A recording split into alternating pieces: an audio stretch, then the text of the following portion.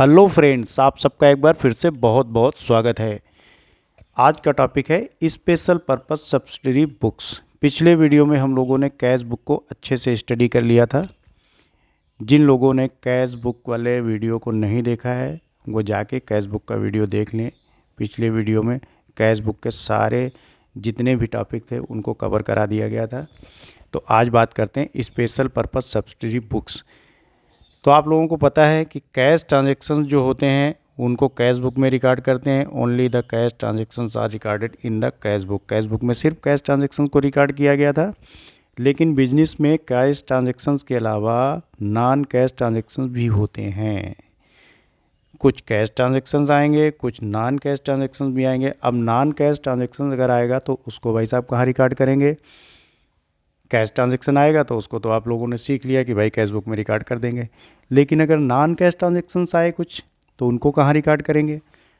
तो उनको रिकॉर्ड करेंगे हम लोग स्पेशल पर्पस सब्सिडरी बुक्स में। अब नॉन कैश ट्रांजैक्शंस किस तरीके के हो सकते हैं? गुड्स परचेज ऑन क्रेडिट, माल खरीदा गया उधार पे, ये हो गया नॉन कैश ट्रांजैक्शन, इसमें कैश कहीं है नहीं है। गुड्स सोल्ड ऑन क्रेडिट, उधार पे माल बेच दिया गया।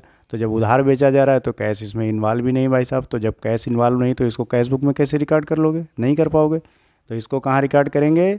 स्पेशल पर्पस सब्सिडरी बुक्स में। इसी तरीके से खरीदा हुआ माल वापस कर दिया, उधार खरीदा हुआ माल वापस कर दिया, उधार बिका हुआ माल वापस आ गया।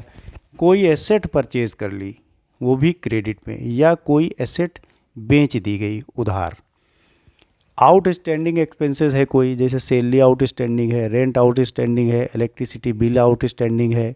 इस तरीके के जितने भी आउटस्टैंडिंग एक्सपेंसेस होंगे वहाँ भी कैश इन्वॉल्व नहीं है, उसको कहाँ रिकॉर्ड करेंगे? उसको भी स्पेशल पर्पस सब्सिडरी बुक्स बनाई जाएंगी, उनमें रिकॉर्ड किया जाएगा। पार्टनर की कैपिटल पे या बिजनेस के ऑनर की कैपिटल पे उसको ब्याज दिया जाएगा, इंटरेस्ट ऑन कैपिटल, तो वहाँ भी कैश इन्वॉल्व नहीं है। एक एडजस्टमेंट एंट्री पास होगी, उसको कहाँ रिकॉर्ड करेंगे? उसको भी स्पेशल पर्पस सब्सिडरी बुक्स में रिकॉर्ड करेंगे। कहने का मतलब ये है कि कैश ट्रांजैक्शंस को रिकॉर्ड करने के लिए कैश बुक है, लेकिन नॉन कैश ट्रांजैक्शंस को रिकॉर्ड करने के लिए स्पेशल पर्पस सब्सिडरी बुक्स बनाई जाती हैं। अब देखो, स्पेशल पर्पस सब्सिडरी बुक्स होती कितने तरीके की हैं? एक तो हो गई परचेज बुक, एक हो गई sales book. Purchase book and sales book.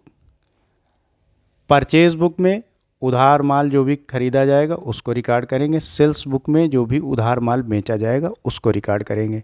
अब उधार खरीदा हुआ माल वापस भी करना पड़ सकता है, हो सकता है मेरे मतलब का ना हो, तो भाई हम क्या करेंगे? उसको वापस कर देंगे। तो फिर एक बुक बनाई जाएगी, परचेज रिटर्न बुक। तो उधार खरीदा हुआ माल जब वापस जाएगा तो उसका मतलब वो क्या हो गया? Purchase return. तो उसकी एक अलग से बुक बना लेंगे। इसी तरीके से उधार बेचा हुआ माल अगर वापस आ गया तो उसके लिए भी एक अलग बुक बनाएंगे, सेल्स रिटर्न बुक।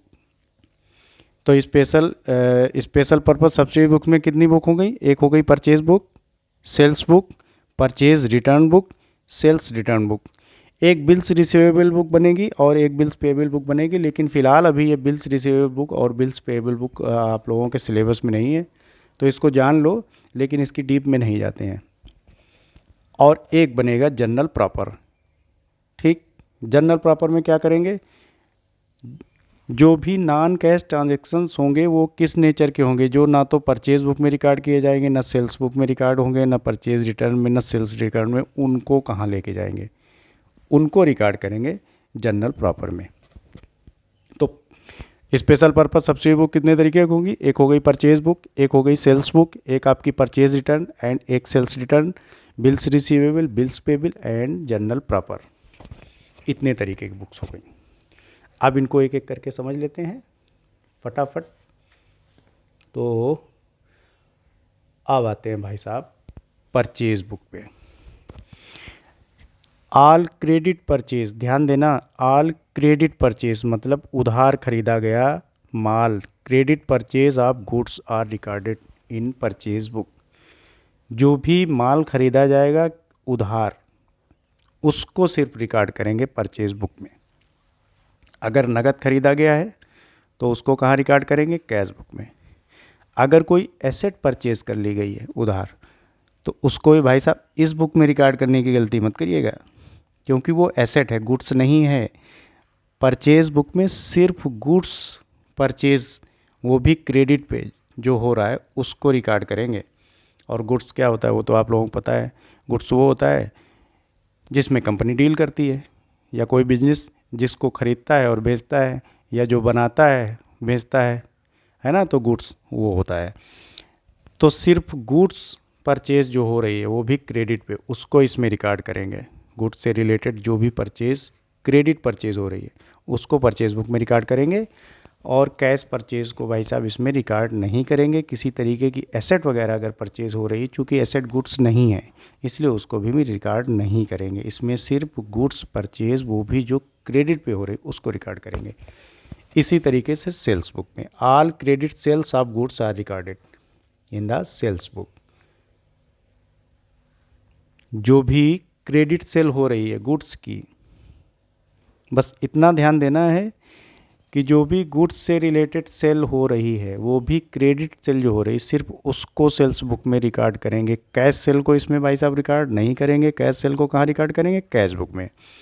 और अगर किसी तरीके की कोई एसेट सेल हो रही है उसको भी इसमें रिकॉर्ड नहीं करेंगे। तो परचेज बुक में all credit purchase of goods are recorded and sales book में all credit sales of goods are recorded. ठीक है।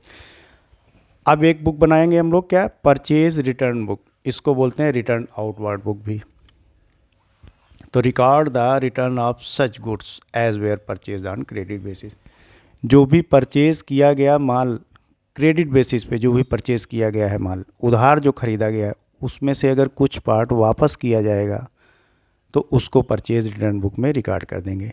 इसी तरीके से सेल्स रिटर्न बुक में भी उधार बेचा गया माल अगर वापस आ जाता है किन्हीं कारणों से, तो उसको सेल्स रिटर्न बुक में रिकॉर्ड करेंगे। इसको रिटर्न इनवर्ड बुक भी बोलते हैं। तो record the return of such goods as were sold to the customer on credit basis.